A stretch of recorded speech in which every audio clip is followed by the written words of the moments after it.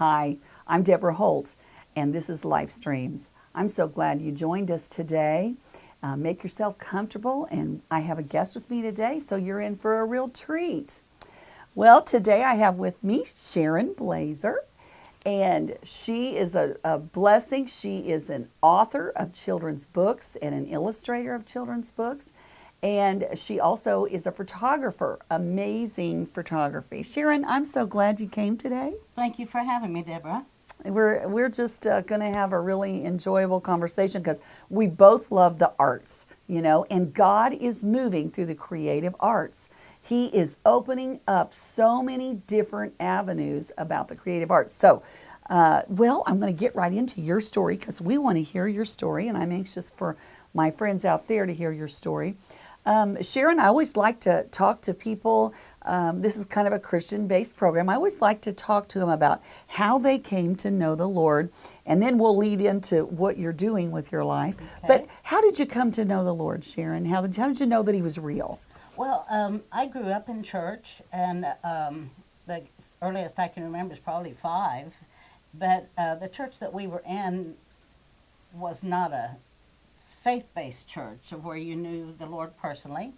And but when I was 32, I had gone through a hard time, and I was flipping through the TV channels, and Oral Roberts' face come on, and he said, "Jesus wants to be your best friend." And I needed a friend at that time. Oh, boy. So I started getting real interested in his word and listening to the word, and got involved in church.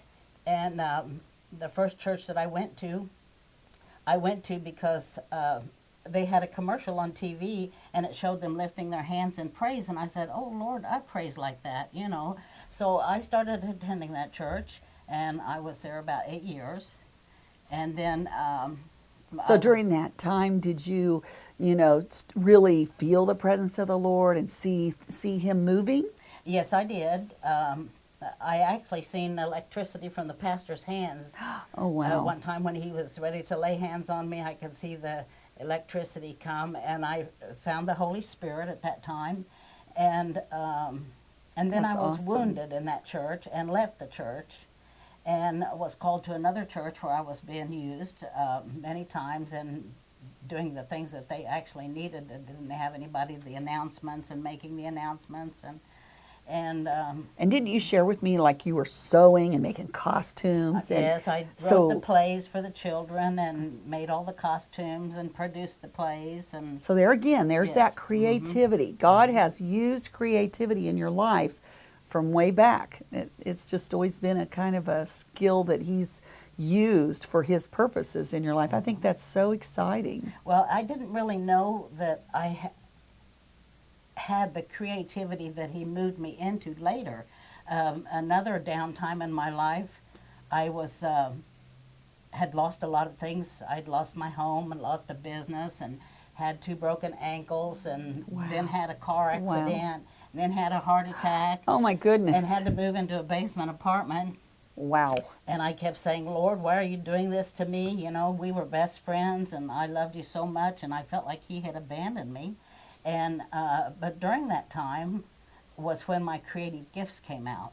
If I can just interrupt for 1 second there, I think that is so common when we go through difficult times. I mean, there's probably people out there. You're probably out there, and somebody out there is going through a difficult time, or has gone through a difficult time, or will go through a difficult time. And maybe more than one. Yeah. Oh, I know. Because I've kind of went through a similar thing like you. Just boom, boom, boom, hit one after the other. I had a brain hemorrhage, and then I had AFib and was in the hospital several days, and financial slams, and just, different things that you go through. But talk to me about how you made it through that and what came out of that. Well, while I was going through that, I didn't understand why. I still loved the Lord, but I was really disappointed, and I was actually mad at Him. It's like, all I've done for you and done for the church, how could you put me in this place?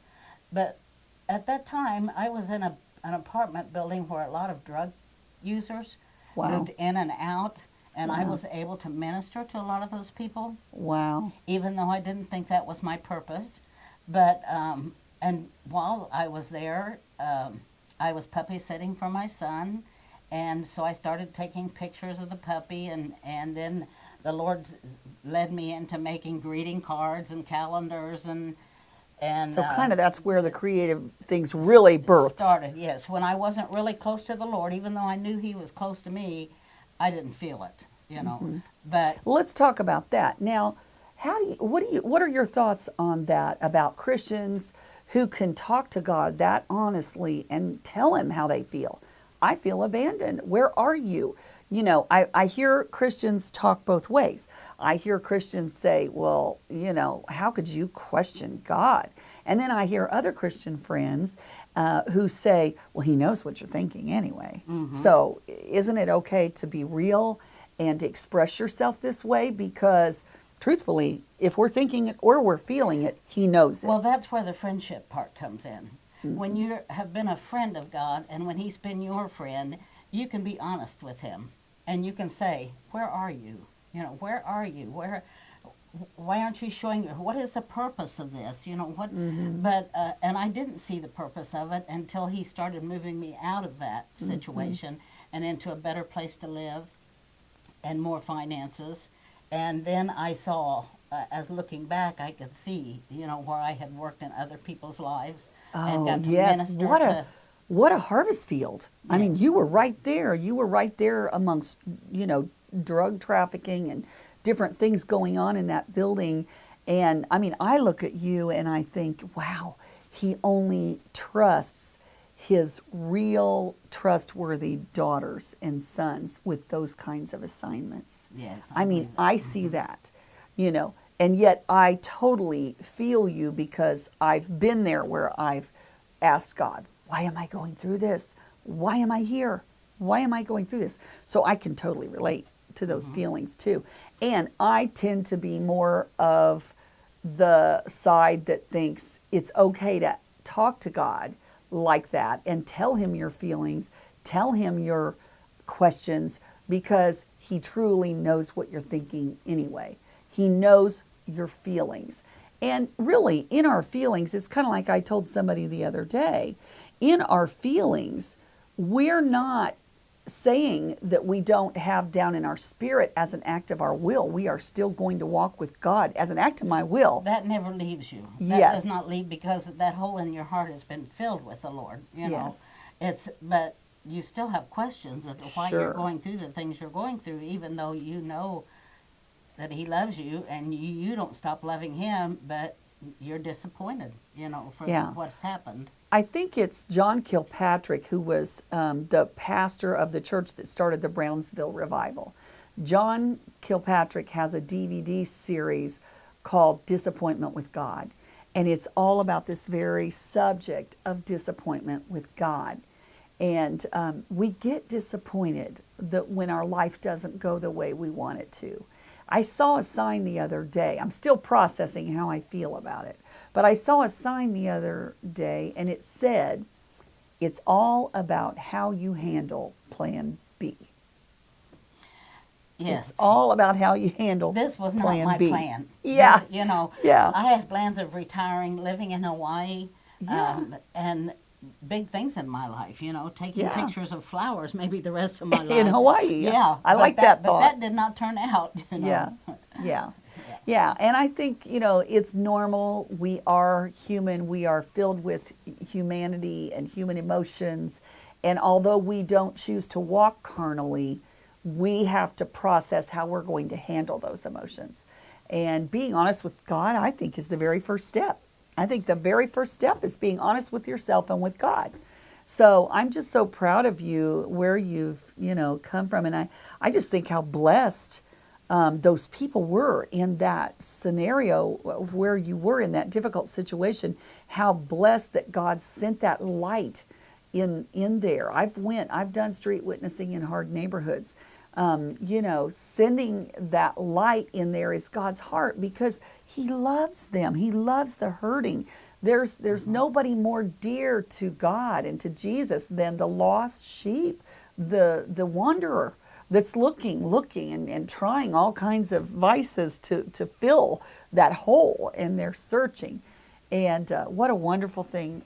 Not that it felt wonderful at the time, but what a wonderful thing for those people to have had someone like you there. And I see that now. You know, I didn't see it at the time, but now I have a peace about where I was in that place, and it lasted for 4 years. That's a long time. And so, and I kept saying, "What did I do wrong? What did I do wrong?" But it wasn't what I did wrong. It was He wanted me to help those that had done wrong. You know, to have a word and minister to those that had done. You know, why am I living in a building with drug addicts? You know, and but I was put there to minister to them. It's kind and of a Joseph thing, you know, like Joseph. You know, I'm sure he wondered, why am I in this pit? And then why am I in this prison? Why am I a slave? And then why am I in this prison? And then he got to the palace, and then he had to go back.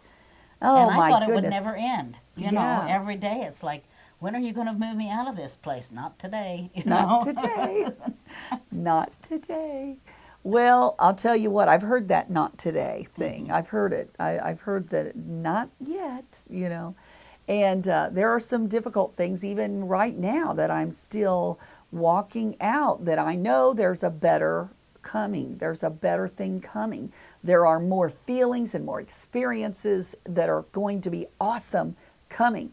But you just kind of have to press through the difficulties, whether it's financial or whether it's, you know, discouragement or loss of friends. And a day at a time. Yes. You have to do that a day at a time. That is so good. One day at a time. That is so good. You know, you mentioned, you touched just briefly on getting wounded by some friends. You know, I think there's a scripture that talks about, you know, faithful are the wounds of a friend or something like that.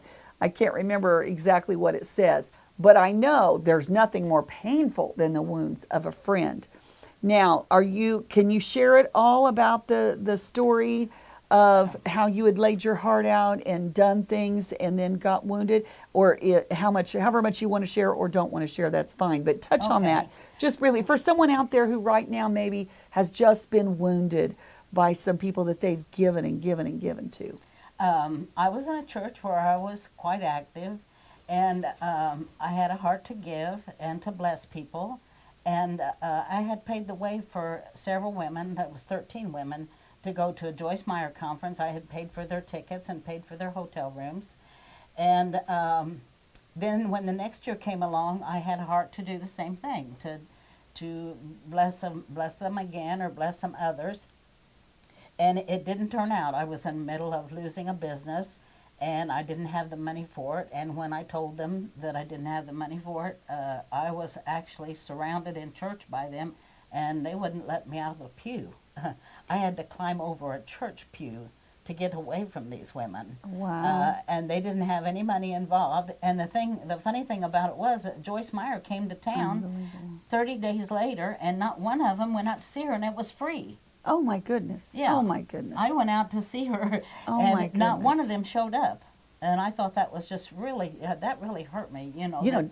You think God maybe allowed you to see that so that you could really see the contrast here of how this wasn't nothing but just pure carnage. Yes. Carnage. I call it carnage when it's just people being carnal, acting in the flesh, you know, and we've all done that. We've all made a mistake. But here, look at this wounding. How wounded you must have been that here you had done this thing. I had a friend once that was wounded in her church, and she had given and given and done and done and done. And all of a sudden, she just started saying no to everything. She had grandkids coming along, and she was pretty tied up doing work and then with her grandkids, and she just began to say no. And literally, she was so wounded because she said, I'm amazed at how you can do and do and do, but the minute you stop doing and say no, people are offended. You get attacked. And you get attacked. And at saying no. And you move to the back pew. You know, I was sitting in the front of the church, and I even sat in the front of the church for the next 2 or 3 weeks, but after they all turned their backs on me, I moved to the back pew, and then I moved out of the church. So in a sense, you were trying to grieve and trying to recover from this. So they did have a period of time they could have reached out and said, you know what, hey, we overreacted. Right. So in the meantime, when that didn't come, when there wasn't any, the doors were no longer open. Everyone slammed their heart's door shut to you. Then you begin to back up and eventually move out of that church. Yes. And then you did go to a different church and was able to be used, and God used you. I was called to another church where I taught Sunday school for 5 years. They didn't have anybody to do their bulletins, so I printed their bulletins, made it up.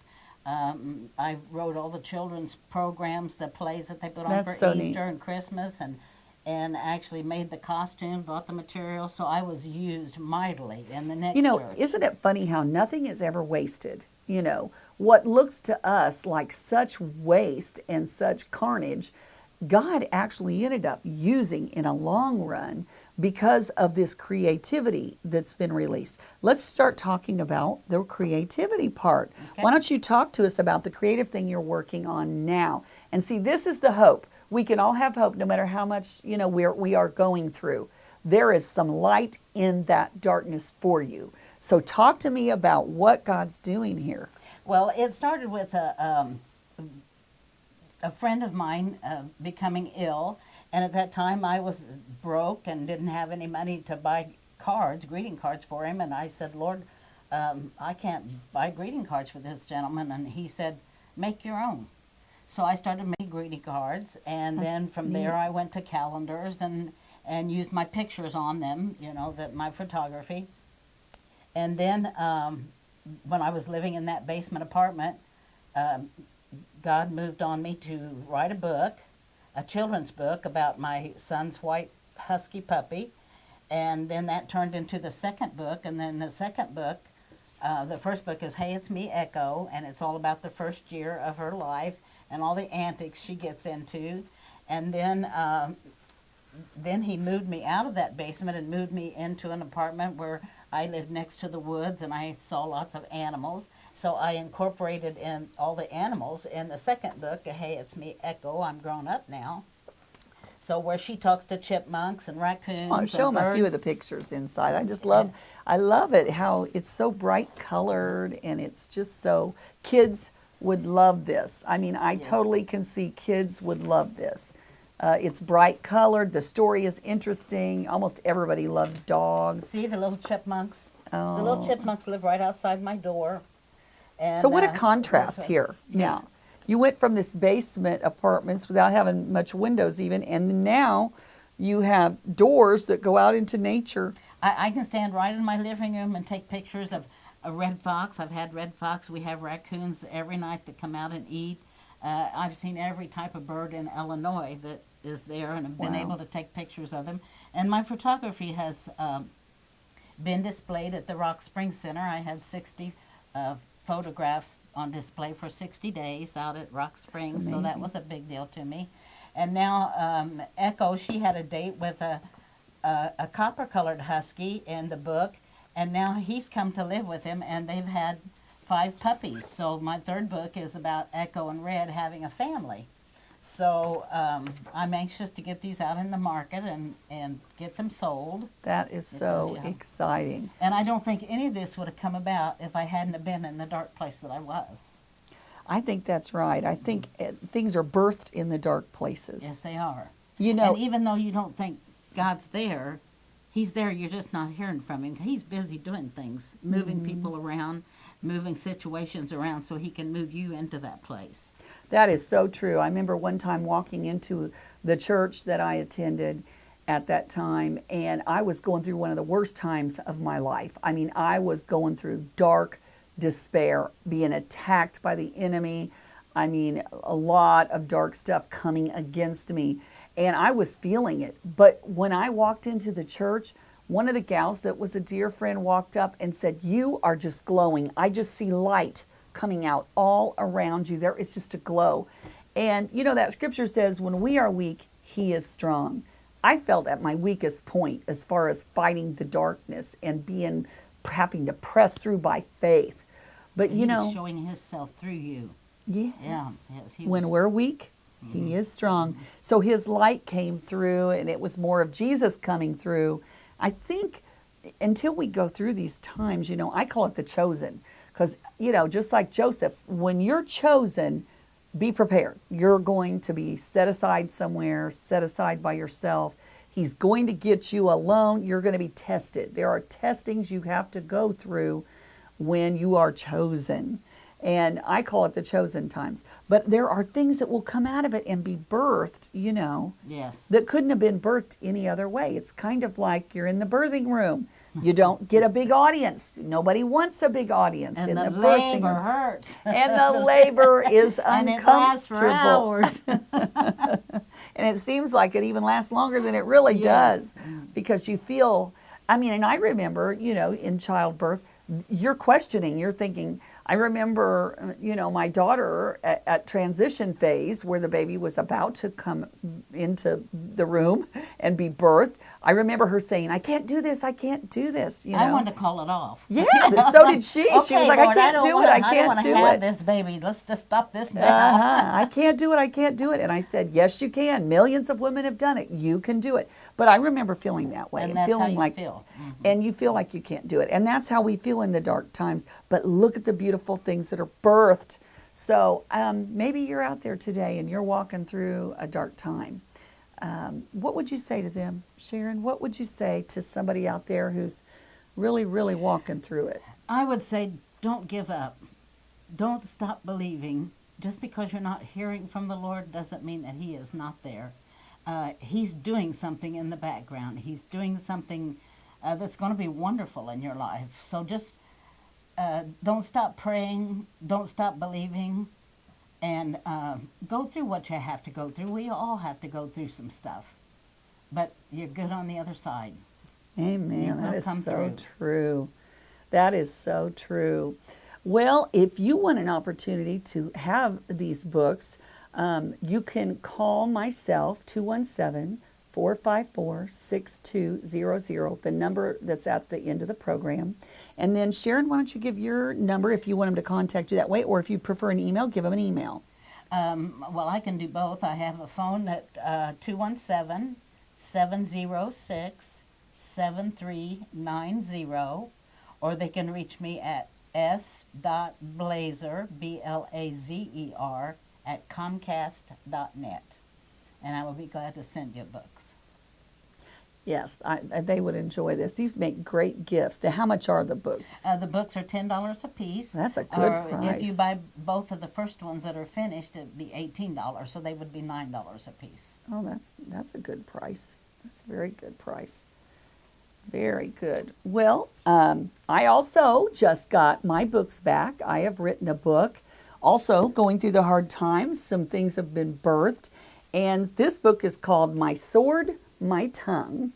And they'll have a picture, and my phone number again is 454-6200 in this 217 area code if you want to order that book. And this book is about, your life is what it is today because of your mouth. What we use our tongue for, it is how we create. In here, the chapters talk about my sword, meaning my tongue, brings life. My sword, my provision. My sword carves my relationships.